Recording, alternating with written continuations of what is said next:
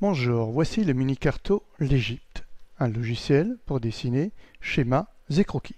Vous allez voir, d'abord on clique sur cette petite photo ici. Et voilà. Sous cet écran, vous avez de nombreuses fonctions. On commence ici par la palette de couleurs. Palette de couleurs ici, vous voyez, assez sombre, mais très précise. Il y a exactement le nombre de couleurs que vous avez dans une boîte de crayon, déclinées en 3 tons différents. C'est comme si vous appuyez sur votre crayon ici, ici plus légèrement, et ici vous caressez à peine votre feuille. Donc des couleurs que vous pouvez utiliser et qui sont les mêmes que votre boîte de crayon de couleurs. À cet emplacement-là, ici, en haut, à droite, vous avez toutes les fonctions qui existent sur un logiciel de dessin traditionnel. Épaisseur du trait, voilà, 4, 3, 2, etc. Le crayon pour dessiner, voilà, on dessine. Un trait droit, un trait courbe, voilà. Un trait pointillé, hop, hop, voilà. Un rectangle, tout fait. Un carré, tout fait. Un cercle, tout fait. Une ellipse. Bien sûr, la fameuse gomme pour tout gommer, voilà, on gomme. Alors là, c'est pareil, selon l'épaisseur, on épaissit, 10, voilà, on peut gommer beaucoup plus. Et le fameux pot de peinture que tout le monde adore, et qui ici deviendra noir, mais si je change de couleur, voilà, bleu. Là, on voit bien les teintes, regardez bien, bleu, une tonalité, et un peu plus clair. C'est le même bleu qu'ici, 3 tonalités différentes. Comme si vous aviez un crayon, là vous appuyez, là plus légèrement et là encore plus légèrement, mais c'est le même bleu.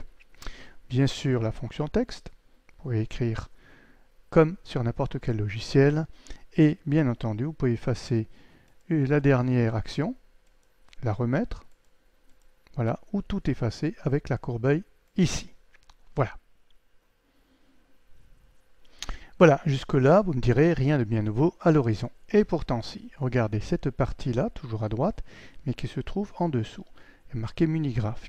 Ici, vous avez tous les figurés qui sont présents sur le Munigraph. C'est quoi le Munigraph? C'est le normographe que vous pouvez obtenir sur ce site en offrant un don, bien sûr, à l'association qui est propriétaire du site et de ce Munigraph qui est hors commerce.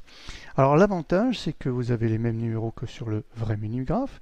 Ici un triangle 20, 20 aussi sur le Munigraph. Alors le contour dépend de la couleur que vous affichez ici, on va le mettre en noir. L'épaisseur du trait du contour dépend aussi de l'épaisseur du trait ici, on va le mettre au minimum, à 3 par exemple.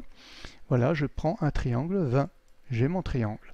Ce triangle, je peux y mettre la couleur que je souhaite avec le pot de peinture, un triangle rouge. Je peux aussi faire un triangle avec le contour rouge, voilà, et l'intérieur rouge. Voilà. Je peux ainsi avoir toute une série, ici le tout petit triangle, voilà, en rouge. Le cercle, tous sont possibles, mais surtout vous avez bien sûr l'avion pour les aéroports, plutôt en gris que en rouge, voilà. Et vous avez surtout des flèches. Alors les flèches ici ont plusieurs tailles. Petite flèche, flèche moyenne et flèche très importante. Mais vous avez aussi 3 types de flèches. Des flèches donc ici pleines, des flèches très simples, toujours 3 tailles, voilà. Et vous avez enfin ces flèches-là, qui sont des flèches que l'on peut avoir à double tête. Toujours 3 tailles aussi, 3 tailles. Voilà, la deuxième taille n'est pas sortie, elle est ici. 2 tailles. Alors comment est-ce qu'on peut avoir une double flèche? On dessine une première flèche, on reprend ici. Voilà la double flèche, hop, bien droite. Et on peut remplir l'intérieur. Alors on va mettre du bleu. Voilà, ça nous donne une double flèche. Et pour bien montrer que c'est une double flèche, alors tout devrait être dans la même couleur, pour que ce soit plus logique, avec 10 et un trait de préférence. Voilà, on a bien une double flèche. Voilà, import-export par exemple.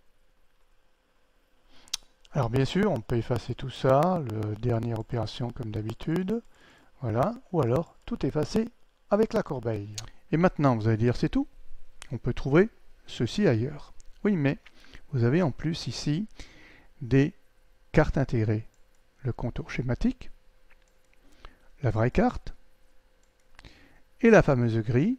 Toute seule, elle ne sert pas à grand chose, mais si on la met avec les contours schématiques ou avec la carte, vous pouvez vous repérer.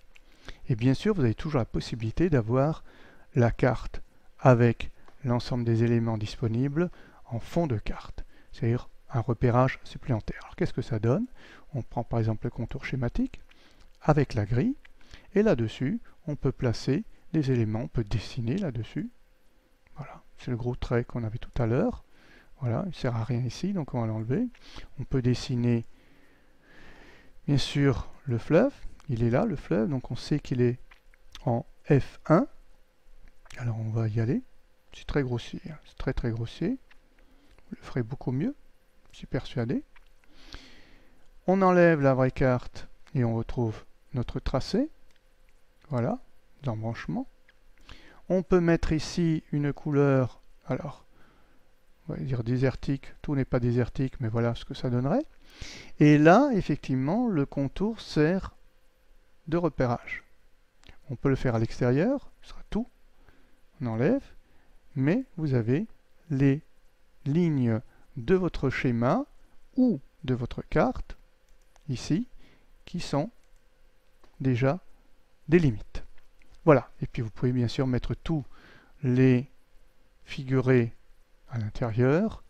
Voilà, toujours le gros trait de 10, bien sûr, avec toujours la couleur possible. Voilà, vous pouvez écrire toutes ces choses, et avec cela, vous pouvez soit produire votre croquis, soit produire votre schéma.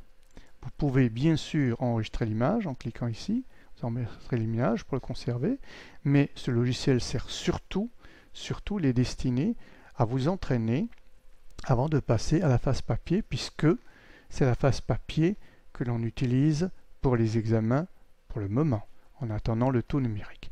Alors pour passer de votre idée, de votre conception, de votre travail à la feuille papier, il est intéressant de passer par ce logiciel qui vous permettra de voir, par exemple ici, le désert, est-ce que c'est la bonne couleur, est-ce que je préfère cette couleur-ci, voilà, une couleur un peu plus claire, une couleur encore plus claire, quelle est la couleur qui est la mieux pour dessiner mon désert. Voilà, je peux choisir par rapport au vert que l'on mettrait ici, qui représente donc la zone agricole. Là, nous allons dans le vert. Voilà, ici, rapidement, on va faire ça très vite. Voilà ce que ça donnerait. Ici, je mettrai du vert. Voilà. Retracer le bleu, bien sûr. Est-ce que ce jaune est mieux ou est-ce que ce jaune est mieux? Pardon, c'était du vert. Je reviens en arrière. Est-ce que ce jaune serait mieux? Voilà à quoi sert ce logiciel pour essayer de retrouver vos couleurs ou tout simplement de savoir où vous mettez vos symboles, les figurés. Ici, je mets le Caire. Est-ce que c'est bien? Est-ce que cette couleur irait bien pour le Caire? Voilà. Ou non. Voilà comment on travaille avec ce logiciel. Bonne utilisation. Jusqu'au prochain.